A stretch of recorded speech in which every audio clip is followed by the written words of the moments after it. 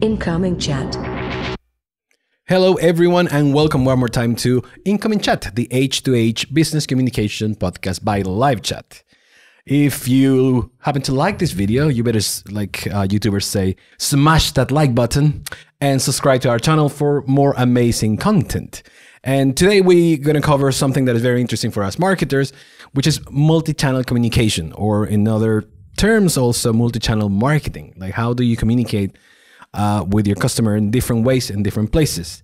And for that, I wanted to invite someone who has his hands all over that. And I'm with Matt Tarczynski, the CEO of Woodpecker. I'm sure if you're a marketer, you know what Woodpecker is. Matt, thank you for being with us in the show. Thank you, Marcus, for having me here and for invitation. It's great to have you, because it's going to be an interesting thing. I mean, I know multi-channel marketing is something that it became a buzzword for a while, but people really forgot like what it really is and how to use it properly. So I'm not even going to start with a question about that. Sure. I just want to ask you about yourself, so people get to know who you are and what you've done in the last few years. Matt, sure. Who is Matt Tarczynski? Who is Matt Tarczynski? Matt Tarczynski is CEO and co-founder at Woodpecker, a sales automation tool that helps people to build meaningful relationships. Like at the beginning, using mainly cold emails. But now we are developing our product and we are repositioning our brand also to help to build relations using also different channels, like not only cold email. So I think it's very similar to the topic of our absolutely. today's conversation. And that's why it's interesting, because I remember being an early adapter of Woodpecker, and it is still a great tool to like for email marketing. But you guys expanded that. Yeah, maybe not for email marketing. Like what I think about email marketing at the first thought, I would rather use MailChimp because for example, we use MailChimp for newsletters, but for personalized and very cherry picking relation building communication, I think Woodpecker is much better. That's actually very interesting. So like you could start with something very massive like MailChimp, just like to the world, and then personalize and identify certain segments. Yeah, I think that using MailChimp or tools like this, you want to broadcast more and then,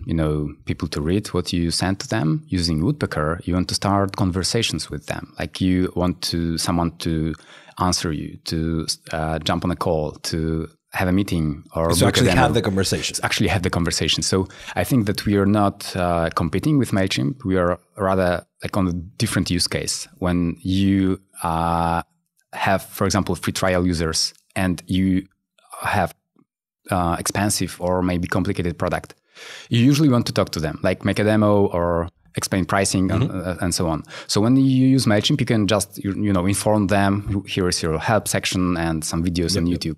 When you use Woodpecker, you can invite them, like, hi Marcus, would you like me to explain you how to use because now you're talking directly to the person or the lead. Exactly. Which it touches again about multi-channel, right? It's like so not necessarily Woodpecker and MailChimp would be the same channel. It'll be two different channels for two different things. That's true. So so just for you guys at home, if you're not familiarized with the multi-channel communication concept, is basically being where your customer is. If your customers are in Facebook, you create a strategy how to talk on Facebook. If your customers are using email communication more than anything else, you create a way to reach out to them through email. So we're talking about LinkedIn, social media, YouTube videos, newsletters. All these different things are what multi-channel communication is, right? Yeah. Now, on your case, guys, like when we're talking about email is one thing. What other channels of communication you guys try to develop? Okay, so we started with email because most of the companies I was involved in, or co-founder or a founder, I started as a bootstrap, so I didn't have any budget, marketing budget or sales budget. I have to figure out something, how to find the first clients. So cold emails were very close to me and I understand them.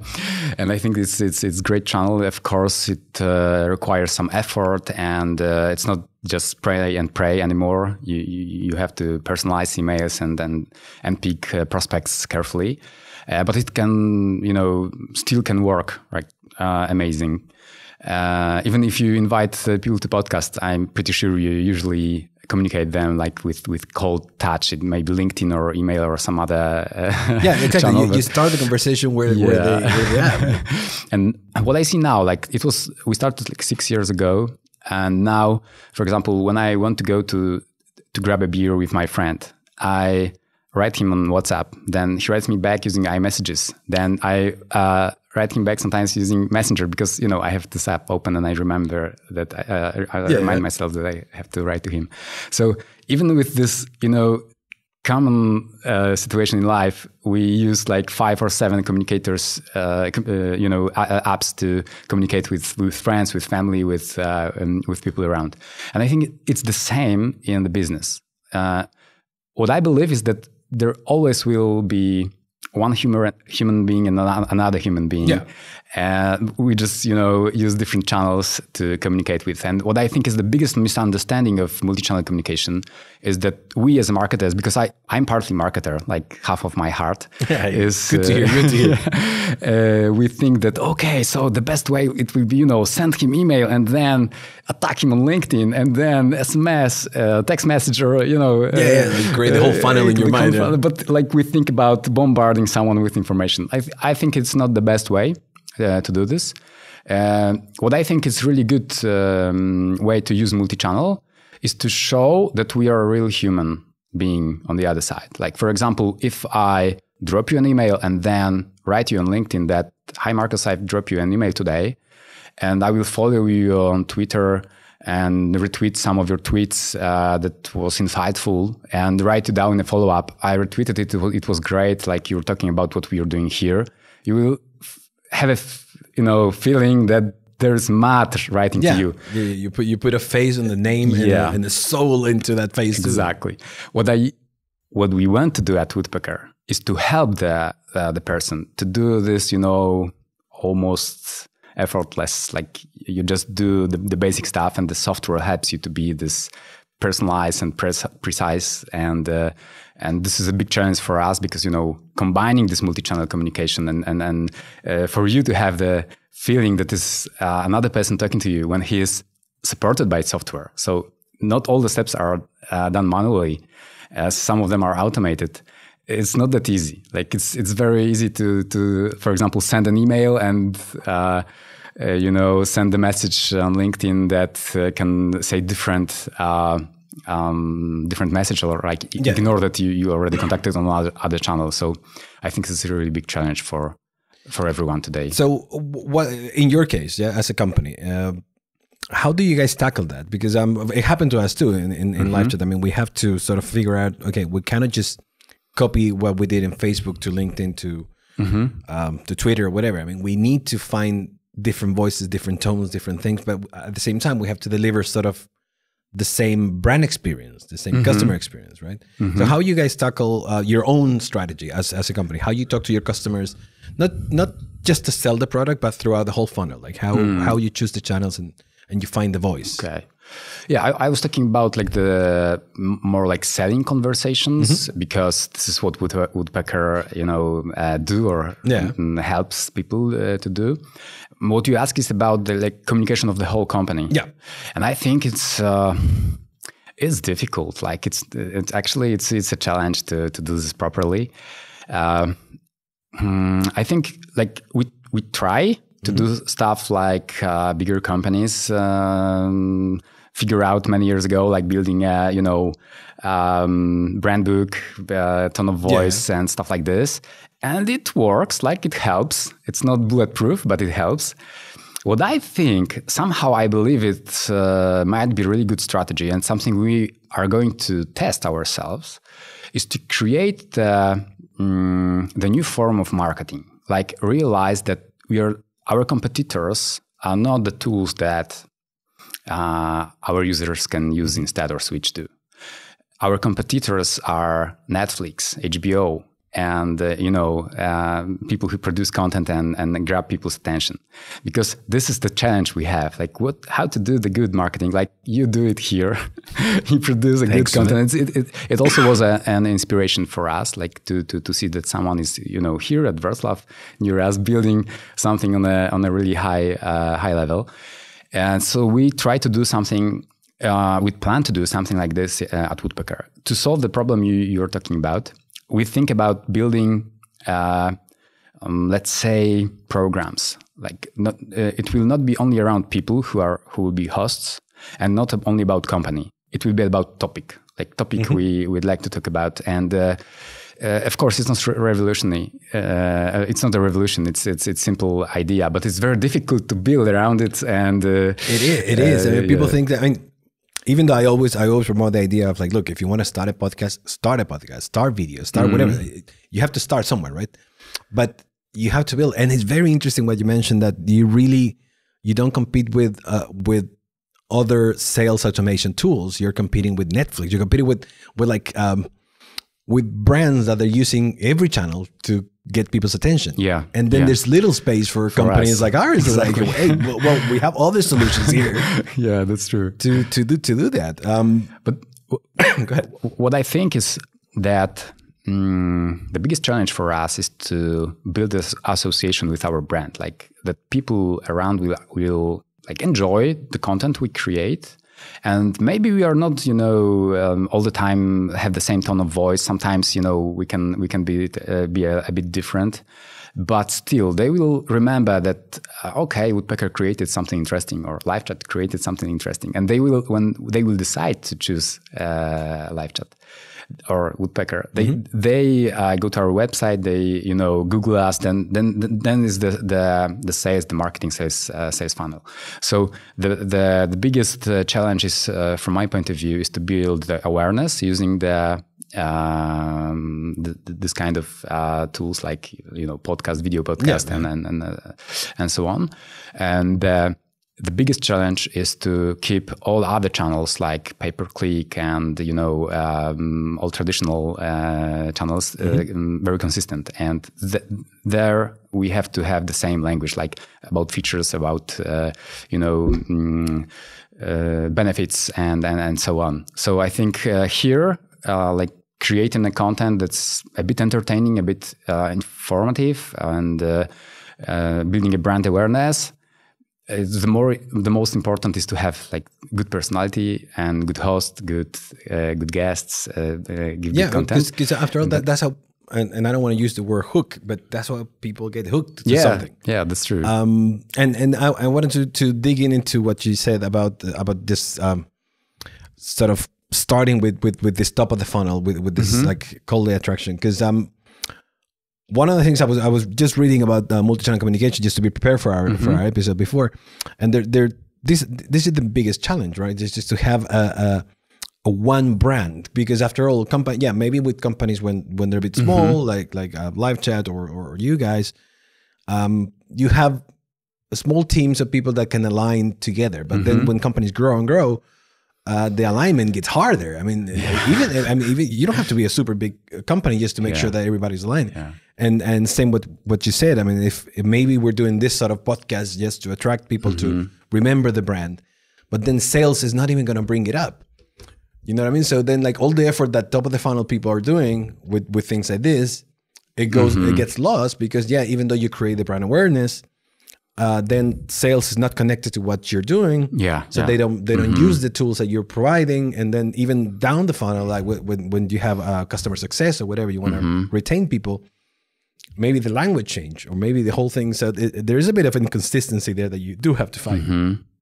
So will you say things like brand books and guidelines, do you think will help enough? I think that they can help. It's totally not enough. What I think we usually think, okay, we need to have a brand book. Then we spend a year building it. Then we have it and then publish it internally. And then we forget about it. And there are many new people who has 25 links to articles to read and so on. They screen a bit of a brand book and that's it. So it's literally here's our brand, our brand book. Maybe if it's, very interesting new form, like watch this video, it's very interesting, and it starts like at Hitchcock, like, you know, and then you have to watch and the brand book or all the messages inside.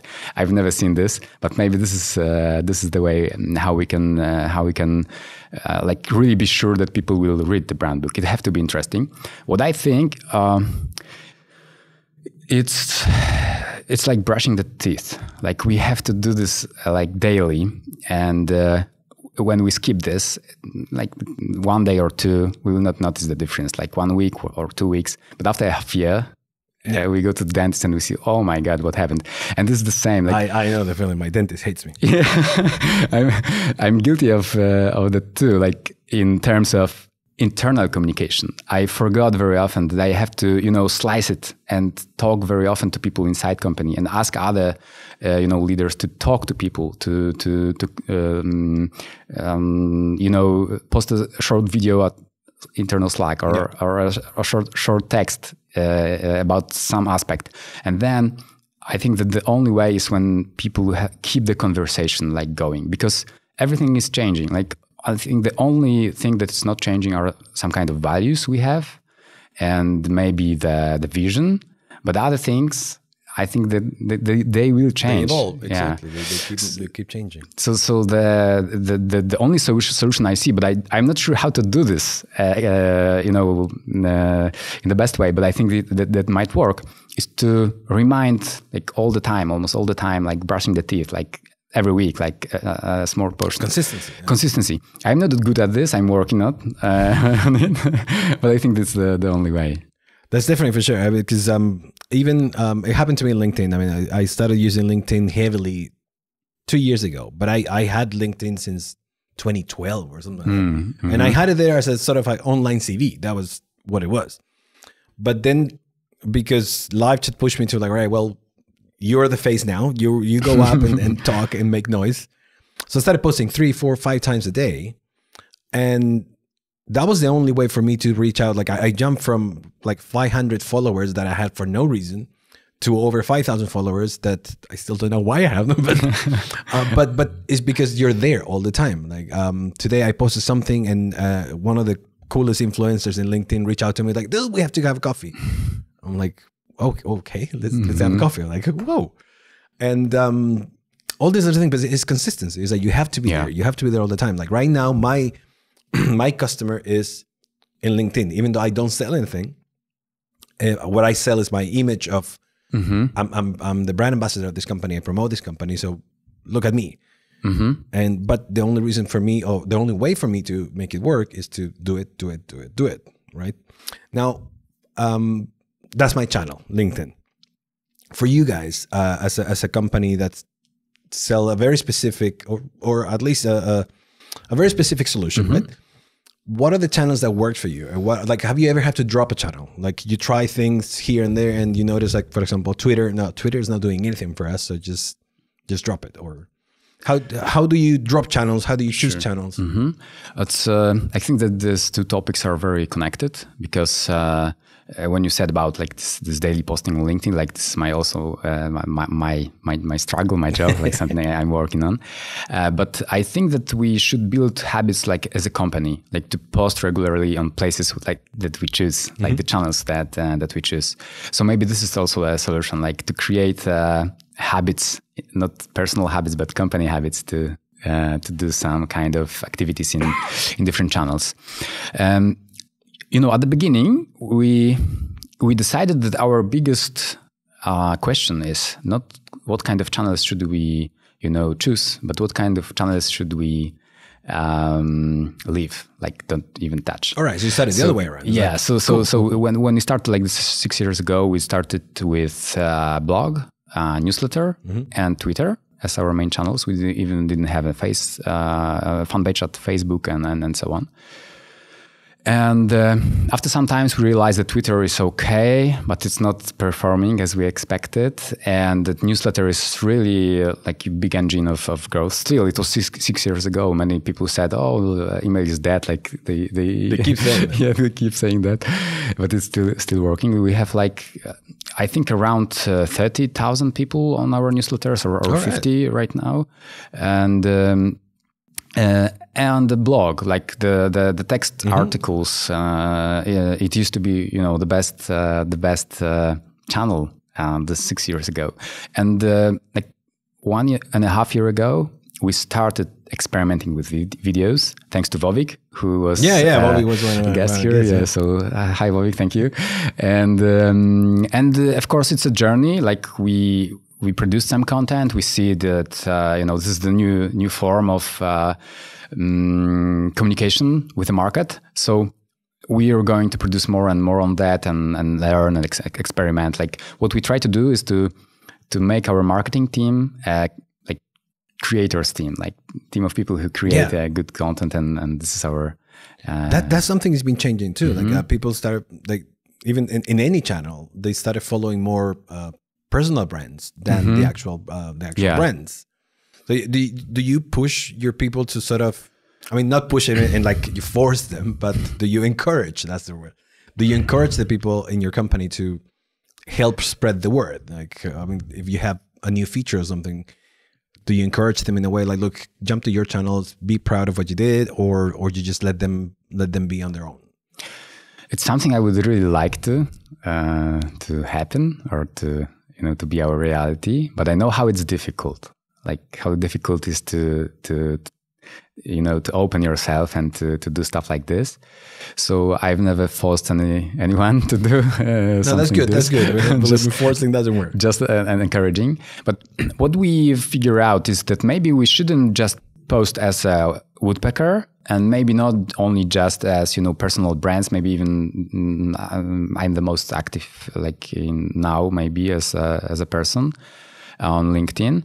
But we should figure out something like channels, like topics, as I told you. So we will have, we're working on it right now. We will have 3 or 4 topics, like for example, content for lead generation agencies, and our route to building the most powerful tool for lead generation agencies, and content around this. So it will be it probably will be a different Twitter account and LinkedIn account and Facebook account and YouTube profile. So I think that this might be a solution. Like when you used to watch TV, there were programs. I remember that.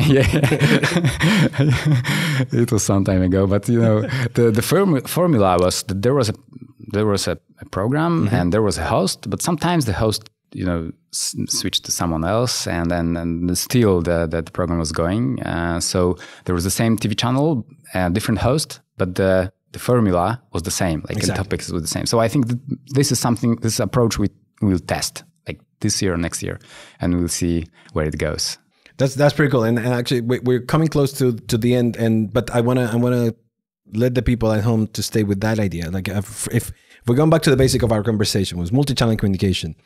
The biggest blockers that you guys are gonna find is keeping it consistent and keeping it to one message. So I mean, you probably agree with me here. I'll let you give your closing words for sure, but try to create a voice that it can be replicated through many channels, a message and an experience that can be replicated in many channels, and bang it over and over and over.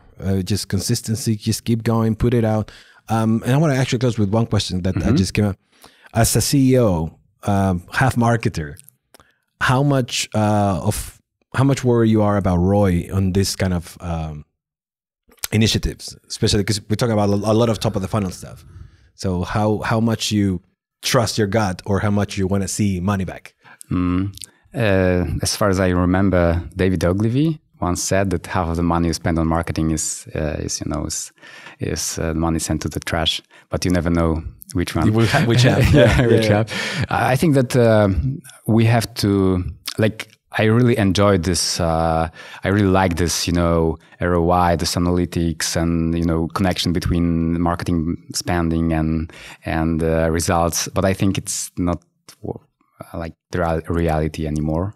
We have to be open-minded. We have to invest in these new forms, not knowing if if the ROI will work like, instantly. I'm pretty sure that it will work in the long term, because when you build something interesting for people, you give them the value and they remember the brand. And this is a half of our job. Then when they usually are not ready to be our clients, but when they grew to the point where they want to buy some sales automation tool, they will remind themselves about Woodpecker, and then the rest of the funnel should work great. It's one of the Cialdini's reciprocity. So you gave them value, and when the time comes, they will try to return that as well. I'll become a customer for this guy. Yeah, but it can take like 2 years. And the person being like 3 different jobs during this time. So it's very difficult to actually see the ROI. We have to trust a bit that what we produce is worth spreading. I like that, and I really hope CMOs, marketing managers, VPs of marketing remember that. It's hard to go to your board and say, I don't know which half is working, but you got to trust it. You got to trust it. Matt, can I invite you for another episode? Because I would love to dig into your own journey as a CEO, because I think that could be valuable too. Sure, of course. Cool. Thank you. So let's do that. Next episode is going to be again with Matt. We're going to talk about becoming a CEO, personal branding, things like that, which I think is going to be very valuable. Thank you everyone for watching this episode. If you like this video, you know what to do with the like button. Subscribe to our channel. And we'll see you next time. Matt, we'll see you next time again. Thank you very much. Cheers.